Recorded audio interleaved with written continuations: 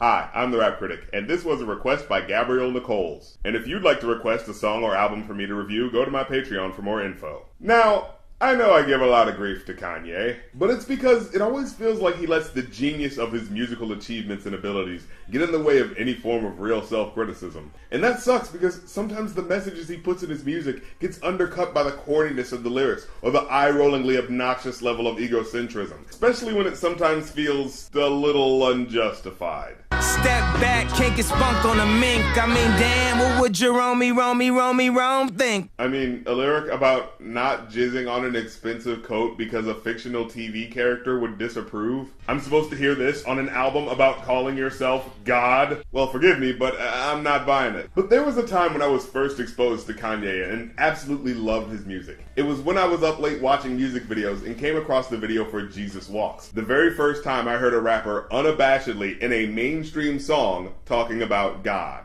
And you have to remember, I'm not even in high school at this point, so all this religion stuff is pretty new to my ears. And yet, when I'm in church, all the Bible and Christianity ever felt like was some boring slog that you had to deal with if you wanted to be saved. But this song was the first time following Jesus not only seemed cool, but like something that you did because you truly wanted to, not just because it was arbitrary. Now, Kanye isn't the first person to use religious messages in his raps. I mean, hip-hop's relationship with religion has always been there, but at best it's been a tangential affair. I mean, of course, there's always the Wu-Tang Clan and the 5%ers, and, you know, plenty of artists use it for, like, larger-than-life, over-the-top, cool imagery and whatnot. But other than, like, DMX, who literally put prayers on every one of his albums, very few mainstream acts directly reference their religion, especially as one of your singles. Even today, arguably the biggest song from a Christian rapper from the past year doesn't even mention God. But according to interviews, friends and industry insiders were constantly telling him this single was a bad idea.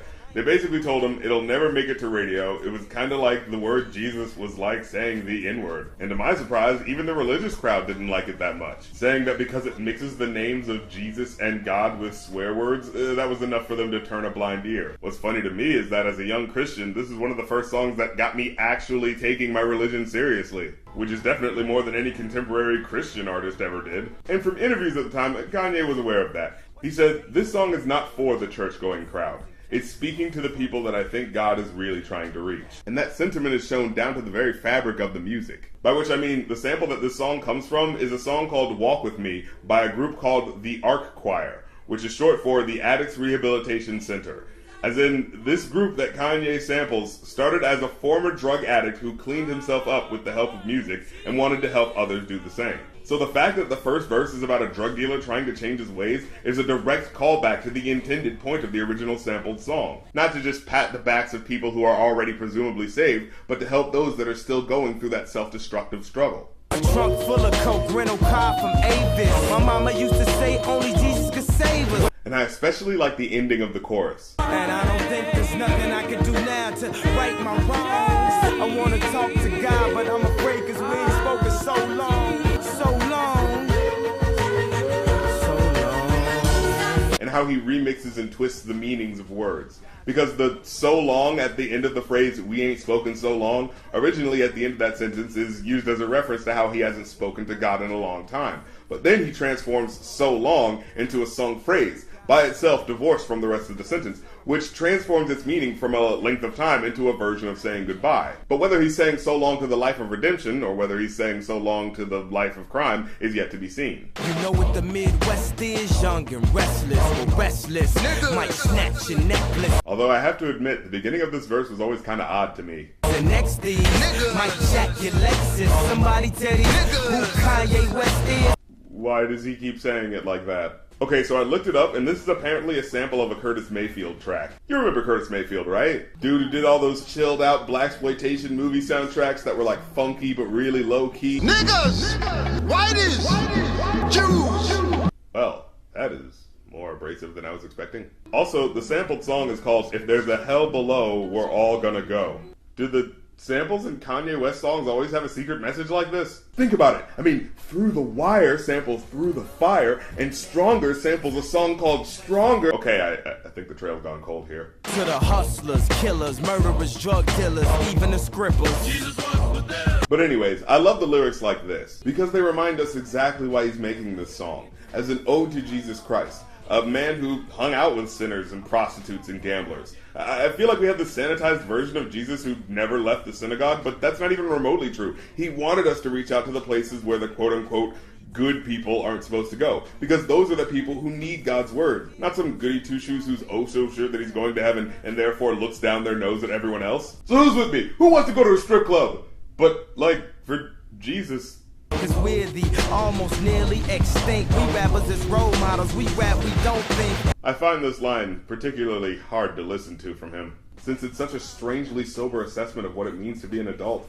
It's the admission that comes with the fact that you are setting an example for what should be accepted in society, and that many rappers squander that chance for the sake of hedonistic pleasures before considering how what they're doing is directly influencing the culture by normalizing toxic behaviors. See, this is the type of stuff that I love from Kanye. I'm just trying to say the way school need teachers, the way Catholic needed Regis, that's the way I need Jesus. Wow.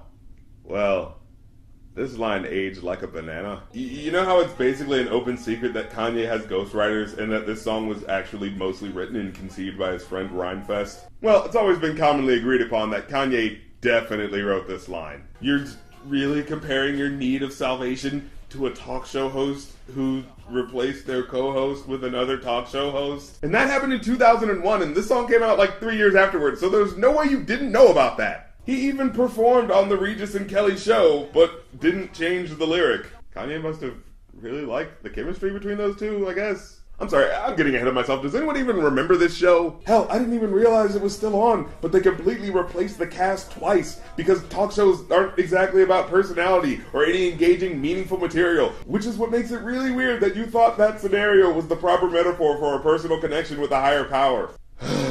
But let's move on. So here go my single, dog. Radio needs this. They say you can rap about anything except for Jesus. But if I talk about God, my record won't get played, huh? Now, I know I'm mainly a rap critic, but I want to talk about the video for a second. I honestly feel like this might be the most powerful scene in a music video I ever saw in my formative years. The symbolism of it was just so poignant. So as the video goes on, you realize the dude cutting down a tree is making a cross. And you think, oh, okay, the song's called Jesus Walks, so of course it's going to be someone making a cross in the video. But then he puts on a white hood, and you quickly realize that this cross is not going to be used in a not racist way. And true to the KKK's form, he sets the cross on fire, as a dark metaphor for American whites literally perverting a religious symbol in order to terrorize black people into submission.